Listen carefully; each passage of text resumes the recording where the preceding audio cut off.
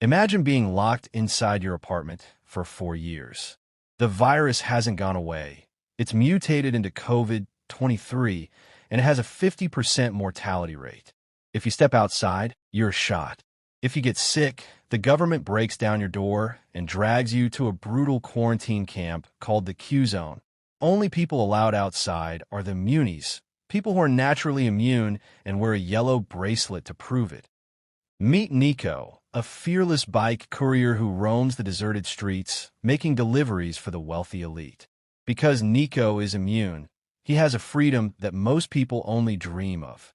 The city is ruled by fear, enforced by Emmett Harland, the sadistic, scalpel-wielding head of the sanitation department.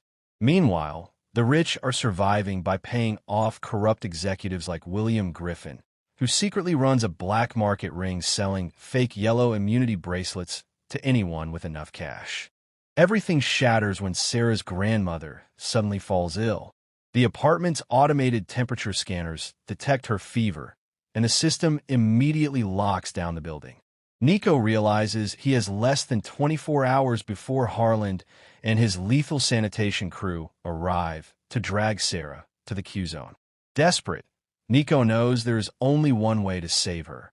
He needs an illegal yellow bracelet. He targets the corrupt executive, William Griffin, and a deadly race against the clock begins.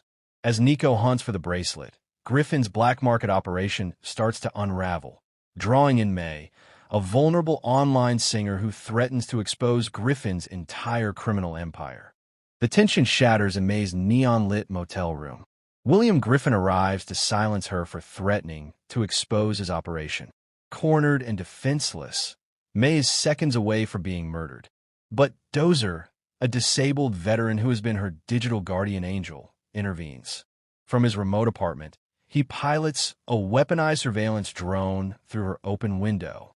In a burst of high-tech justice, the drone guns down Griffin, violently flipping the power dynamic and saving May's life. Meanwhile, a desperate race against time hits a wall of violence in Sarah's apartment. Nico arrives to save Sarah, but runs straight into Harland. What follows is a brutal, claustrophobic brawl through the abandoned, plastic-wrapped apartment complex. Beaten and cornered, Nico reaches for a desperate, poetic weapon. He stabs Harland in the neck with a yellow pencil, the exact token of hope and affection he had given Sarah earlier in the story. The action spills out onto the desolate streets. Guided by Dozer's tracking network, Nico intercepts the militarized containment truck hauling Sarah away. He breaches the perimeter, and for the first time in 4 years of agonizing lockdown, the physical barrier between the two lovers falls away.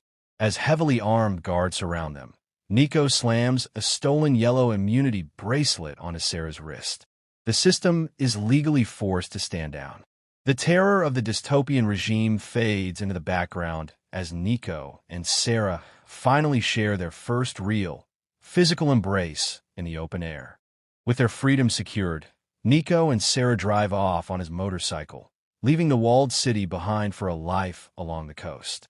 It's a brutal reminder that even in the darkest, most isolated times, human connection will always find a way to break through. If you love this recap, hit that subscribe button and let me know in the comments what movie you want to see broken down next.